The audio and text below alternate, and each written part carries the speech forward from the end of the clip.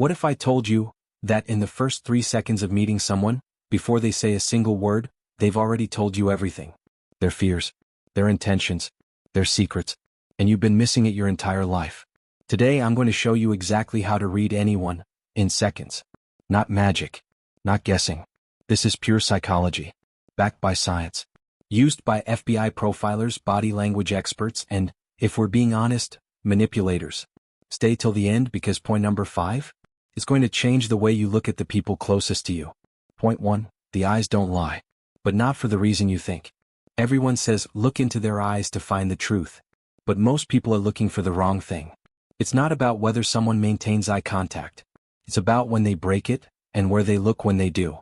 Here's the psychology. When a person looks up and to the left, they're accessing memory, a real experience, something that actually happened. But when they look up and to the right, they're constructing, imagining, building something in their mind. Translation? They might be lying. Now here's a real-life example. Imagine you ask your friend, "Where were you last night?" And they pause just for half a second, then their eyes flick up and to the right. That pause? That eye flick? That's their brain working overtime to create a story instead of recall one. But here's the scary part. Some people have trained themselves to control this. They've learned to fake the memory recall look. Which means, if someone never breaks eye contact when they're under pressure, that's actually more suspicious. Natural people blink. Natural people glance. Stillness under interrogation is a practiced skill. And practice stillness? That's not innocence. That's control. Point 2, the microexpression window. It lasts less than a second. Here's something that will genuinely disturb you. The human face tells the truth for approximately 1/5 of a second, before the brain kicks in and puts the mask back on. These are called microexpressions, and they are involuntary. Dr. Paul Ekman, one of the greatest psychologists of the 20th century, spent decades studying them. He found that there are 7 universal expressions that every human being on Earth shares: disgust, fear, contempt, surprise, happiness, sadness, anger. You cannot fake them. You can only suppress them. And the suppression itself is a signal. Think about this. You show someone a photo of their ex and they smile, but for just a fraction of a second before the smile, there's a flash of pain across their face. They don't even know they did it, but you saw it. This is where it gets really interesting. The most dangerous microexpression to watch for is contempt. It looks like one corner of the mouth pulling back slightly. Just one side. Asymmetrical. Contempt means I think I am better than you. And contempt, unlike anger, doesn't come with an urge to fix things. It comes with an urge to dismiss you. If you ever see that expression flash across someone's face when they're talking about you, even for a half second, take it seriously. That's not frustration. That's how they actually feel. Point 3. The body tells the truth the mouth is trying to hide. The mouth is the most controlled part of the human body. The feet are the least. This is a well-known principle in behavioral psychology, and it's almost embarrassing how often it works. When someone is uncomfortable in a conversation, their torso might stay still, their face might stay calm, their voice might stay level, but their feet will point toward the exit. Not slowly, not gradually, immediately. The subconscious mind is always preparing an escape route. And it communicates that through the lower body, because most people are so focused on controlling their face and hands, they completely forget about their feet. Have you ever noticed this? Think about the last time you were in a conversation you didn't want to be in. Where were your feet pointing? Now think about someone who kept talking to you even though they seemed distracted. Where were their feet pointing? The body is honest, always, because it's old. Much older than language. Much older than social masks. It runs on instinct, and instinct doesn't know how to perform. Point 4. How people react to other people's success reveals everything. This one is dark. And I need you to really sit with it.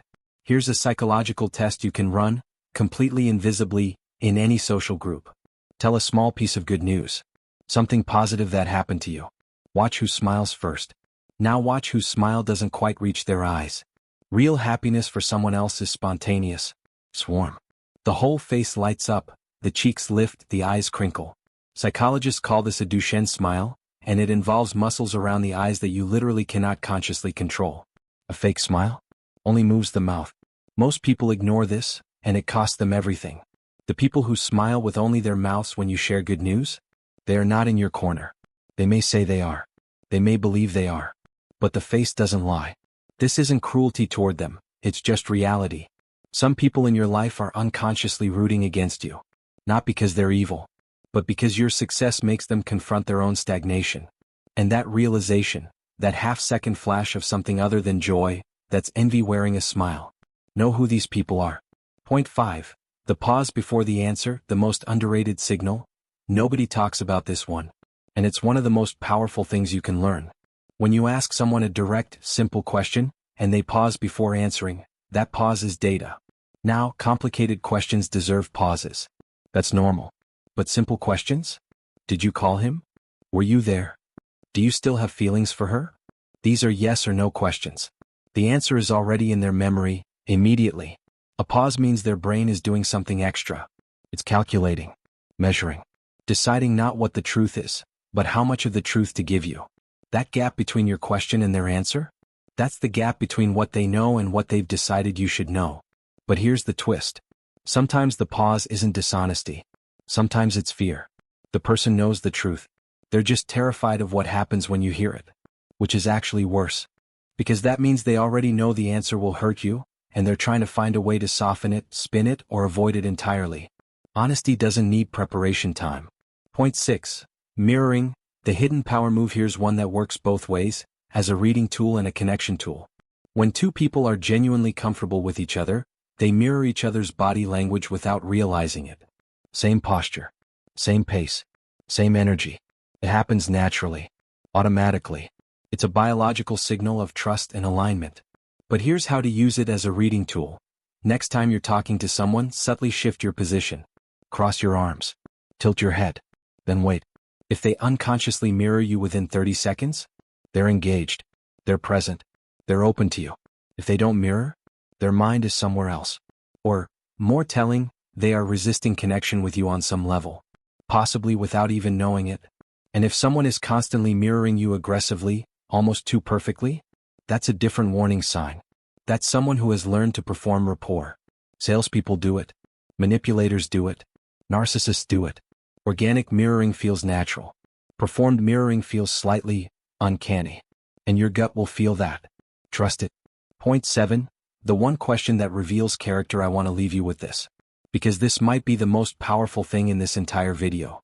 If you want to truly understand a person, don't ask them about themselves. Ask them about other people. How does this person talk about their ex? How do they describe their enemies? What words do they use for people they've lost respect for? Because people can only describe other people using the vocabulary of their own inner world. Someone who constantly describes others as fake is living in fear of being deceived. Someone who calls everyone crazy is avoiding self-reflection.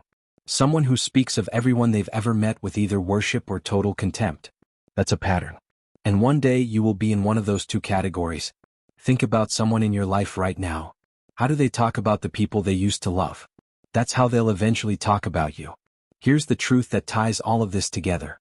Reading people isn't about becoming paranoid. It's about becoming aware. Most people go through life reacting, surprised, hurt, blindsided, because they were watching the performance and missing the signals underneath. But you don't have to be most people. The eyes, the micro expressions, the feet, the pause, the smile that doesn't reach the eyes. These aren't tricks. They are the real language of human beings, and it has been spoken right in front of you your entire life. You just didn't know how to listen. Now you do. If this video made you think differently about someone in your life, leave a comment. I want to know. And if you want to keep unlocking the hidden psychology behind human behavior, subscribe to MindUnlockedX. Because we're just getting started. Your mind is a locked room. We have the key.